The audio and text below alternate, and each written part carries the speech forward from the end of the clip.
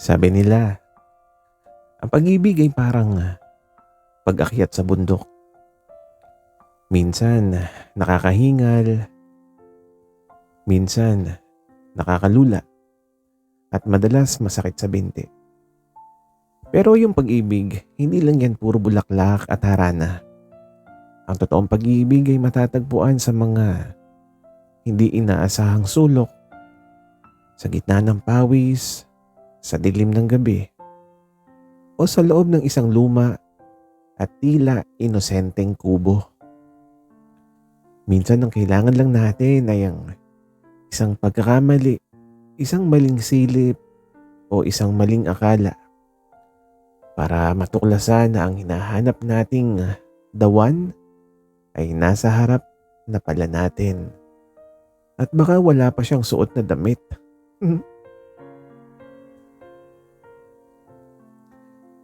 Ako si Donald, isang freelance graphic designer na mas pinili yung katahimikan ng probinsya kaysa sa polusyon ng Maynila. Pero sa totoo lang, ang katahimikan na hinahanap ko ay biglang nabulabog dahil sa isang lalaki. Si Marvin. Si Marvin ang tipo ng lalaki na parang niluklok mula sa cover ng isang fitness magazine. Matangkad, moreno at may mga ngiting kayang magpatunaw ng kahit anong matigas na puso. Magkababata kami, pero matagal siyang nawala. Ngayong nagbalik na siya para ayusin yung lumang farm ng pamilya nila, tila pati yung hormones ko ay nagbalik loob sa pagkabuhay. Isang hapon habang naglalakad ako, bitbit ang ilang pirasong mangga na ibibigay ko sana sa kanya. Napadaan ako sa lumang kubo sa dulo ng bukid. Doon siya pansamantalang tumutuloy habang nire-renovate yung bahay nila. Marvin, andiyan ka ba? Tawag ko. Walang sumasagot. Ang tanging naririnig ko lang ay ang mga huni ng mga kuliglig at ang tibok ng sarili kong puso na parang nagte-techno music sa kaba. Papalapit ako sa pinto nang may marinig akong kaluskos. Dahil na-curious ako, sumilip ako sa siwang ng dingding na kawayan. Doon ko nakita ang kababalaghan, hindi multo, kundi isang mas makasalanang tanawin. Nakatalikod si Marvin, walang saplot sa itaas, at mukhang kakatapos lang maligo gamit ang timba at tabo. At ang mga butil ng tubig ay dahan-dahang gumagapang pababa sa kanyang malapad na likuran. Umabagta sa kurba ng kanyang mga muscles na tila hinulma ng sining. Pero ang mas matindi, nang dahan-dahan niyang ibinaba ang kanyang tuwalya. Kutya, Donald, tumingin ka sa malayo. Sigaw ng isip ko, pero yung mga mata ko ay tila may sariling buhay na nanatiling nakadikit sa siwang. Nakita ko yung bawat detalye ng kanyang hubad na katawan. Ang matitigas na hita, ang mapupungay na balat na tila kumikinang sa tama ng hapon, at ang kabuuan ng kanyang pagkalalaki na muntik ng magpahirap sa paghinga ko. Sa sobrang gulat at excitement, hindi ko napansin na may nakatambak palang mga lata ng pintura sa paanan ko. At ayun, nasipa ako. Sino yan? Wika ni Marvin mula sa loob. Nataranta akong tumakbo palayo. Nadapa pa sa pilapil at humantong ang mukha ko ay nakasubsob sa putikan.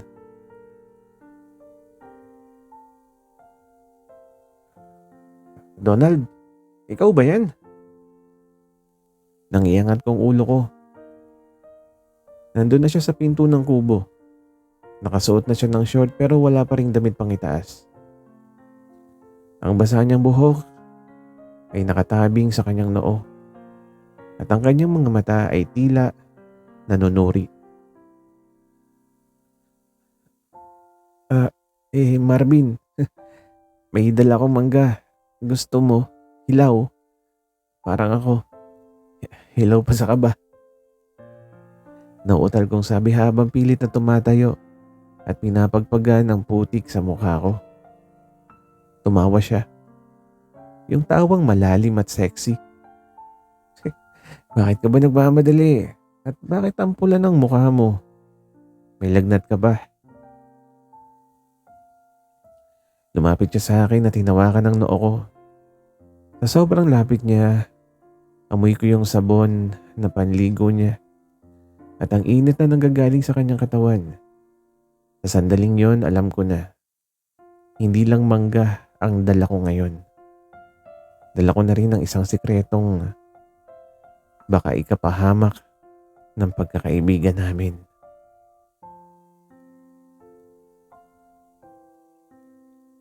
Matapos ang insidente sa siwang ng kawayan, hindi na ako makatulog ng maayos.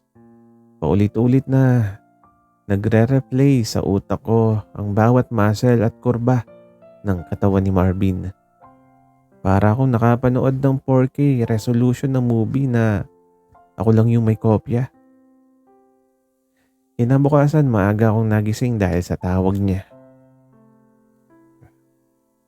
Donald, tulungan mo naman ako dito sa kubo.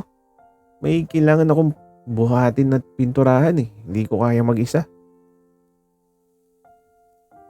Siyempre dahil marupok ako, hindi ako tumanggi. Oo naman. Papunta na.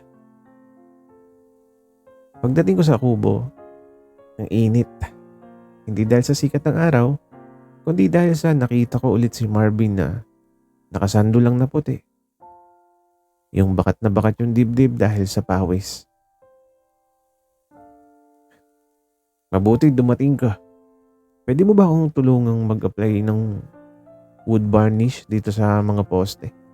Pero bago yan, baka pwedeng pakihilot mo muna yung likod ko. Parang nalamigan ako kagabi eh. Bungad niya sa akin. Halos lumuwa yung mata ko. Hilot? Ako, maghihilot sa'yo. Bakit? Dati naman natin ginagawa to nung bata pa tayo, di ba? Wika niya. At ito, sabay talikod at dahan-dahang hinubad yung sando niya. Napalunok ako. Ang lapad ng likod niya. At ang sabi ko, sige, nasaan ang langis? At ito, kumuha siya ng bote ng langis ng niyog. Pinaupo niya ako sa kawayang papag at siya naman ay dumapa sa harap ko. Sige na, Donald. Huwag kang mahiya. Diinan mo lang. Nagsimula na ako maglagay ng langis sa palad ko. Nanginginig yung mga kamay ko nang unang dumampi ang palad ko sa mainit niyang balat. Putya. Ang lambot pero ang tigas ng muscles. Diyan sa gitna, Donald. Ang sarap ng kamay mo. Wika ni Marvin na parang umuungol ng bahagya. Munti ko nang mabitawan yung bote ng langis. Ang boses niya masyadong sexy para sa isang inosenteng hilot. Marvin, huwag ka namang mag-ingay ng ganyan. Baka isipin ng mga dumadaan sa labas kung ano na yung ginagawa natin. Tumawa siya ng mahina habang nakadapa. Bakit? Takot ka bang malaman nilang may ginagawa tayong milagro dito sa loob? Bigla siyang lumingon sa akin. Ang isang mata ay nakapikit na parang nangaasar. Ang mukha namin ay ilang pulgada lang ang layo. Amoy na amoy ko ang hininga niya. Donald, alam mo, masarap ding hilutin yung dibdib ko. Parang naninikip din kasi eh. Wika niya. Hinawakan niya yung kamay ko at dahan-dahang inilagay patungo sa kanyang dibdib. Habang nararamdaman ko yung mabilis na tibok ng puso niya sa ilalim ng palad ko, hindi ko mapigilang mapatitig sa kanyang mga labi.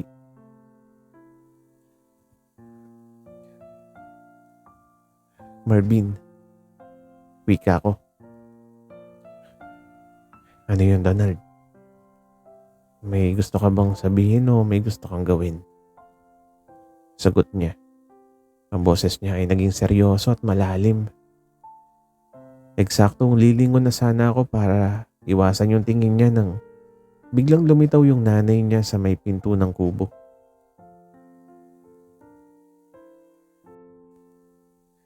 Marvin, Donald, ito na merienda niyong... Diyos ko, anong ginagawa niyo? Mabilis akong lumayo kay Marvin na parang napasok. Ang langis sa kamay ko tumapon pa sa pantalon ko. At sa kasamaang palad tumama ito sa gitna ng hita ko. Kaya mukha akong wet look sa maling parte ng katawan.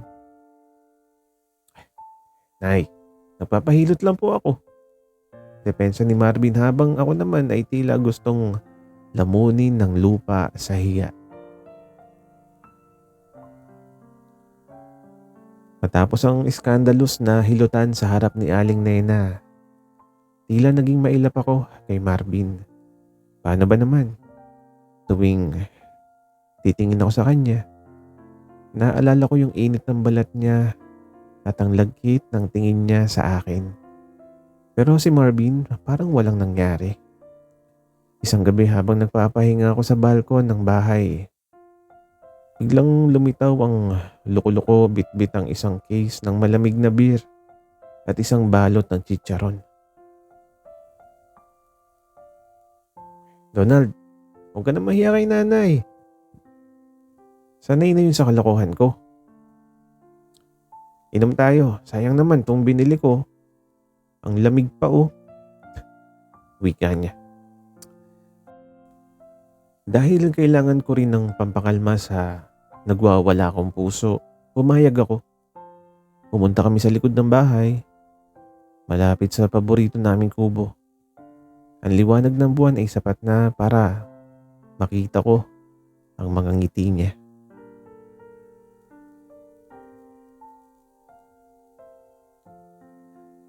Donald, bakit ba ang ilag mo sa akin simula nung hapon na yun?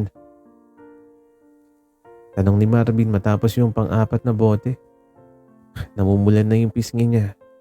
At ang boses niya ay mas naging paos. Yung paos na nakakanginig ng tuhod. Wala. Nakakahiya lang kasi kay Aling Nena eh. Baka isipin kung ano yung ginagawa natin. Sagot ko habang nilalaro yung tansan ng bote. Tumawa siya ng malakas at sabi niya, ano nga bang ginagawa natin? O mas tamang itanong, ano bang gusto mong gawin natin? Bigla akong nabulunan sa chicharon.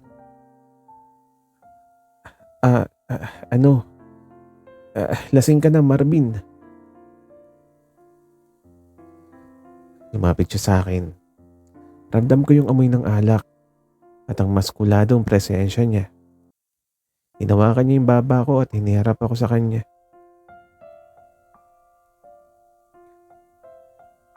Donald, hindi ako lasing.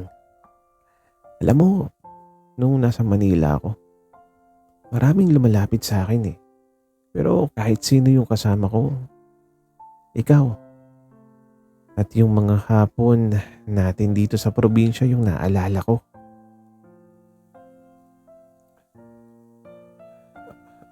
Marvin, bulong ko habang hindi ako makagalaw. At ang sabi pa niya, nakita kita sa siwang ng kubo nung isang araw. Alam mo ba, hindi ko alam. Hindi ako tanga, Donald. Alam kong nanonood ka. Halos mabitawan ko yung bote at ang sabi ko, alam mo? At ang sagot niya, oo. At alam mo ba kung bakit hindi ako tumigil? Kasi gusto kong makita mo. Gusto kong malaman mo kung anong sayo lang ang pwedeng mapunta.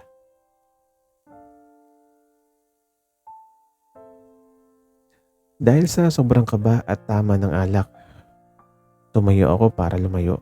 Pero dahil madulas ang damo at medyo hilo na ako, nawalan ako ng balanse. Imbes na bumagsak sa lupa, sinalo ako ni Marvin. Pero sa malas o swerte, bumagsak kaming dalawa sa papag ng kubo. Nasa ibabaw ko siya. Ang dibdib niya ay nakadagan sa akin. At ang mga labi namin ay halos magkadikit na.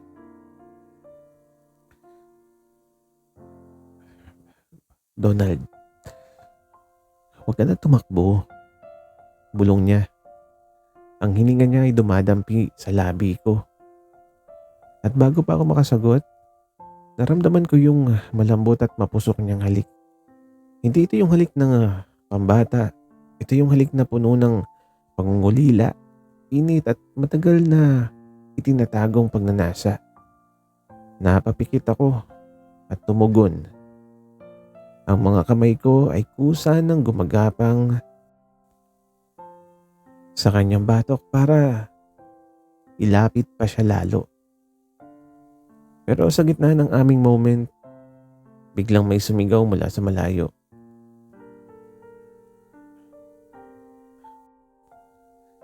May sumigaw, tinawag yung pangalan namin dahil may nakawalang baboy. Mabilis kaming naghiwalay. Putya, yung baboy. Sigaw ni Marvin habang nagmamadaling ayusin ang sarili. Naiwan ako nakahiga sa papag. Hinihingal at hawak yung labi ko. Buisit na baboy na yan. Sa loob-loob ko. Panira ng timing.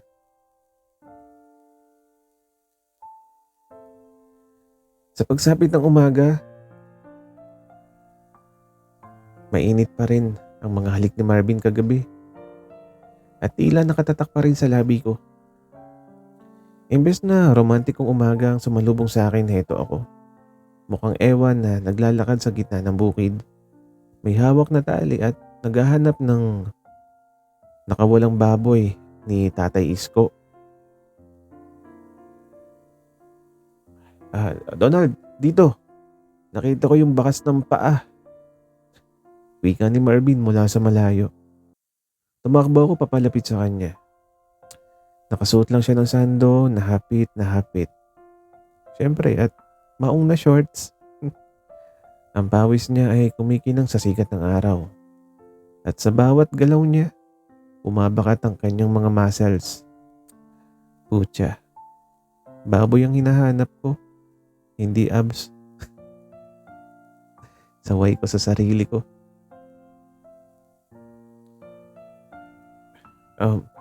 Marvin, tungkol dun sa kagabi. Panimula ko habang maingat na humahakbang sa malambot na lupa. Tumigil siya at lumingon. Yung tungkol sa baboy o yung tungkol sa atin? Wika niya. Yung, alam mo na, yung halik. Wika ko naman. Ngumiti siya ng maloko at ang sabi niya, bakit? Gusto mo bang ulitin natin para masigurado mong hindi lang panaginip yon? At bago pa ako makasagot, biglang may kumaloskos sa likod ng malalagong puno ng saging. Ang baboy, mabilis itong kumaripas ng takbo, papunta sa direksyon namin. Huli ka! Sigaw ni Marvin sabay lundag para dakmay ng baboy. Pero dahil madulas ang putikan, imbes na yung baboy ang madakma niya, ako yung nahila niya pababa. Nagpagulong-gulong kami sa putikan hanggang sa tumigil kami sa ilalim ng isang malaking puno ng saging. Nasa ibabaw ko ulit siya pero ngayon, pareho na kaming balot ng putik.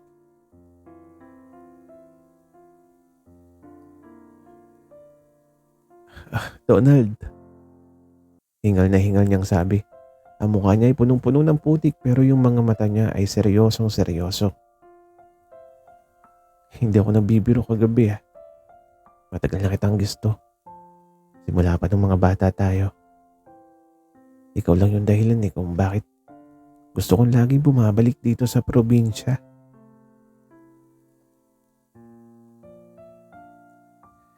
Hindi ko alam kung dahil ba sa pagod o sobrang emosyon pero naramdaman ko yung panunubig ng mata ko.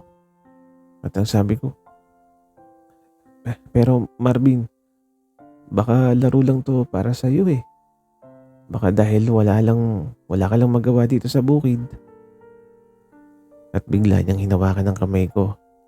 Ang madulas at maputi kong kamay ay idiniin ito sa kanyang dibdib. At ang sabi niya, nararamdaman mo ba to? Ganito ba yung tunog ng laro lang? Mabilis ang tibok ng puso niya. Halos mabingi ako sa lakas nito. Donald, mahal kita. Noon pa. At kung kailangan kong maging hubad uli sa harap ng siwang ng kubo para lang mapansin mo ko, gagawin ko. Wika niya sabay kindat. Natawa ako sa gitna ng putikan at ang sabi ko, loko-loko ka talaga. At ang sabi pa niya, pero seryoso ako. Gusto ko tayo na. Hindi bilang magkababata kundi bilang magkarelasyon. Ano, payag ka ba? At ito, tila ba idadampi niya yung kanyang labi sa noo ko. Kahit may putik pa ako roon. Eksaktong sasagot sana ako ng oo nang biglang. Ito, dumating yung baboy.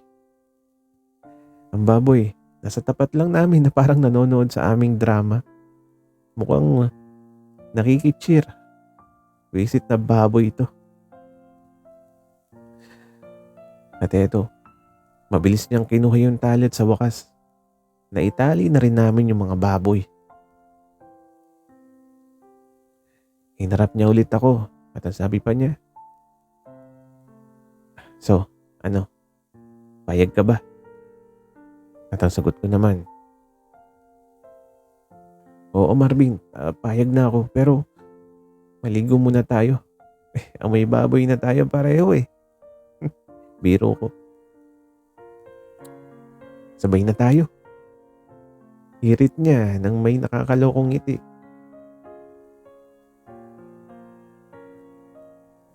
Habang bitbit yung nakataling baboy, bumalik kami sa kubo. Pagod, malagkit at puno ng putik. Pero may kakaibang ngiti sa mga labi namin. Pagdating doon, tiningnan ni Marvin yung sarili niya. Pagkatapos tumingin siya sa akin. Donald, mukha tayong sumabak sa wrestling sa putikan. Tawa niya habang hinuhubad ang maduming sando. Kasalanan mo yan. Napaka-action star mo kasi, tumalon ka pa. Biro ko naman pero ang totoo, hindi ko malis yung tingin sa katawan niyang unti-unting nililinis habang binubuhusan niya ng tubig mula sa timba. Dahil isa lang yung banyo sa malapit at ang kubo lang ang may pribadong sulok na may tabo at timba. Wala na akong nagawa kundi ang sumunod sa kanya. Sige na Donald, mauna ka na maligo. Ako na yung magsasalin ng tubig para sa'yo. alok ni Marvin. Hindi na. Marvin, kaya ko na. Wika ko naman.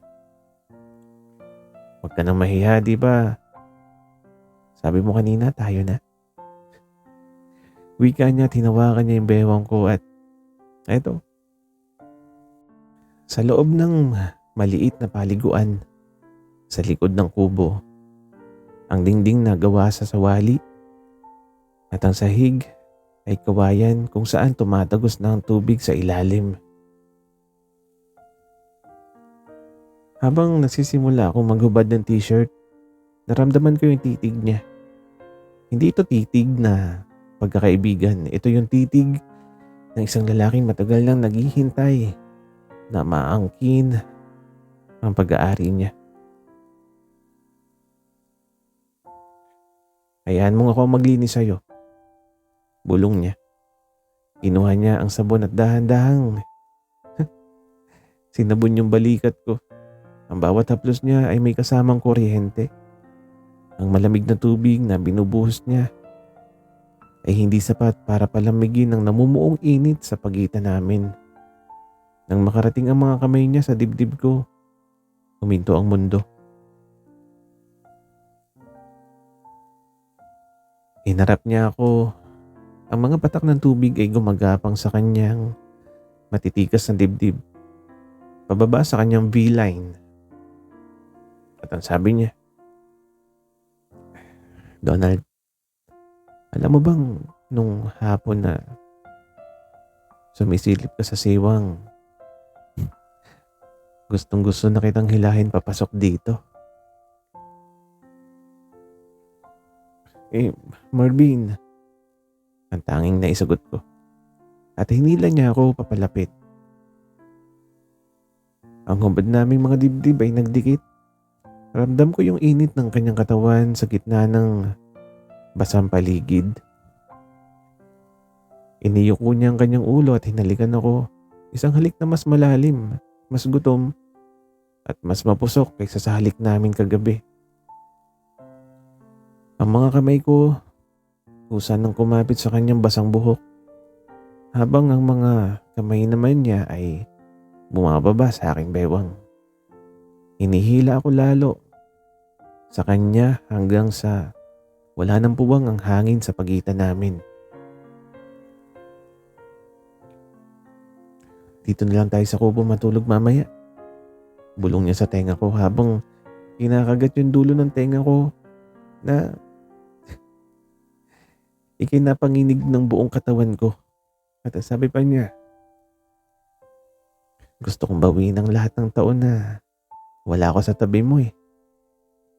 At sa sandaling yon, alam kong wala nang atrasan to.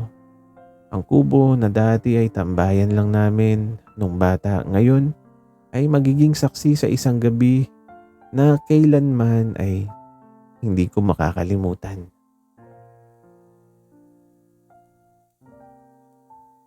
Dumating ang gabi at ang tanging nagbibigay ng liwanag sa loob ng kubo ay ang isang maliit na gasera at ang maliwanag na buwan na sumisilip sa mga siwang ng kawayan. Ang amoy ng tuyong damo at ang lamig ng simoy ng bukid ay tila lalong nagpatingkad sa tensyon sa pagitan namin ni Marvin. Nakahiga kami sa lumang papag, magkatabi. Ramdam ko yung init ng balat niya na dumidikit sa braso ko. At ang bulong niya, Donald, hindi ko akalain na babalik ako dito para lang mahanap yung matagal ko nang hinahanap. At eto, lumingon ako sa kanya at sabi ko naman, ano yun?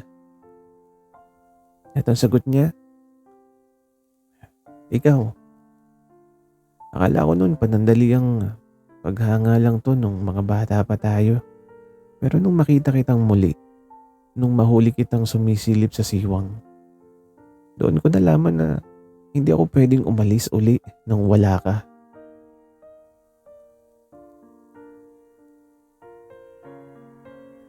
Hindi na ako nakasagot dahil muli niyang sinakop ang mga labi ko. Ngunit ngayon, mas mabagal, mas seryoso. Ang mga kamay niya ay mapangahas na gumagapang sa aking katawan. Tila kinakabisa ang bawat bahagi ko. Ang bawat haplos niya ay may kasamang pangako. Isang pangako na hindi na siya bibitaw. Sa loob ng tahimik na kubo, ang tanging maririnig ay ang aming malalim na paghinga at ang tunog ng kawayang papag na umiingit sa bawat galaw namin. Doon sa gitna ng kadiliman ay nag-isa ang aming mga puso at katawan. Isang gabi na puno ng init, ngunit higit sa lahat, puno ng pag-amin na matagal na naming kinimkim. Isang taon nang lumipas. Donald, nasaan na yung pintura? Sabi ko, kulay asul. Bakit kulay rosas tong dinala mo? Wika ni Marvin mula sa itaas ng hagdan. Sabi ni Aling Nena, mas maganda raw yung rosas para breeding daw ng pagmamahalan. Biro ko habang tumatawa. Hindi na kami sa lumang kubo nakatira. Nagpatayo kami ng maliit na bahay sa gitna ng farm. Pero yung lumang kubo, hindi namin ginaba. Pinaganda namin yun. Ginawa naming secret sanctuary kung saan madalas kaming magpahinga kapag pagod sa pagtatanim. Hindi naging madali ang lahat.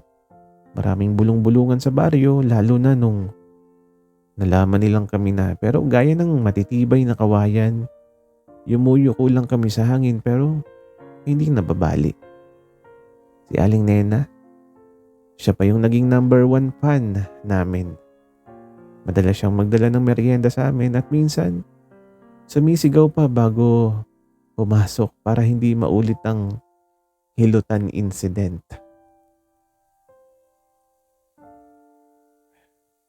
Donald, halika nga dito. Tawag ni Marvin. Umakyat ako sa kanya at pagdating ko sa itaas, hinilan niya yung bewang ko at hinalikan sa noo. Salamat ha. Salamat dahil hindi ka tumakbo nung nahuli kita sa siwang. Natawa ako at niyakap siya ng mahigpit at ang sabi ko, salamat din sa baboy. Kung hindi dahil sa kanya, baka hanggang ngayon, sumisilip pa rin ako sa siwang ng kawayan. At doon sa gitna ng bukid sa ilalim ng sikat ng araw, nahanap namin ang tunay na kahulugan ng pag-ibig. Hindi ito perpekto, madalas may putik at minsan may baboy na panira, pero hanggat magkasama kami, alam naming nasa tamang lugar kami. Sana'y nagustuhan niyo ang aming kwento. Maraming salamat sa inyong pakikinig.